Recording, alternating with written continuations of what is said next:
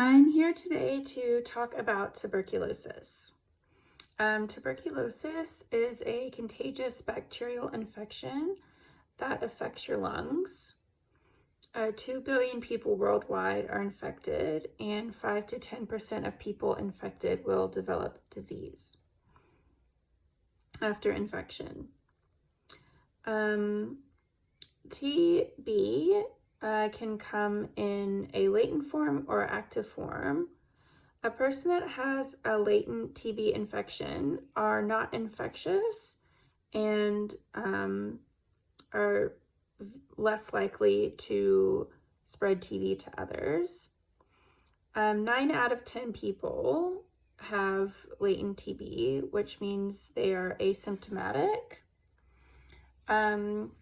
The infection has occurred primarily in the lungs, and it's controlled by an immune response. So basically it's contained in the lungs and hasn't spread. Again, people in this stage are not spreading TB to others. So like if you were to go out with a friend to grab some coffee and they had latent TB, you're safe sitting across from them having a chat. When TB reactivates is when the bacteria is multiplying and a person becomes symptomatic.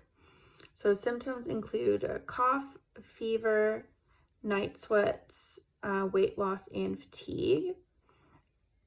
Now, when we talk about treatment, the question of which stage, either latent or active, is hardest to treat. TB is easier treated in the latent stage.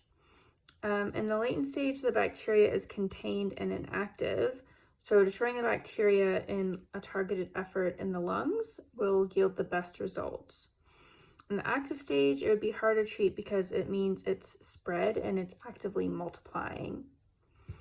In 2007, a patient with an infection to an extremely drug-resistant form of TB refused to follow doctor's orders and flew out on an airplane and was legally confined. So this brings up the ethical standpoint of whether or not non-compliant patients should be subject to legal confinement. In my opinion, that is the only solution to stop an outbreak. So a lot of what's discussed in the lectures is how like a bacteria and viruses spread. So like if you're a healthy person that has access to medical treatment, clean water, clean food, and you're healthy, you're less likely to get infected, with various diseases and bacteria. And in this case, TB infects more people from developing nations or people from a lower socioeconomic background that may not be as healthy. So when someone has the opportunity to get treated for an infection and doesn't take it, it's really selfish. And when that same person flies on a plane, they're putting hundreds of people at risk. So they don't know the health of everyone on the plane. They don't know the socioeconomic background of everyone on that plane. So say they go on a plane and some of those people, they're coming from a developing nation to visit family in another country or something like that.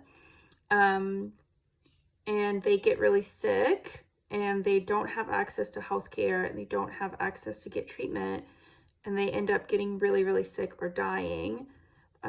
It's that person's fault that refused to get treatment.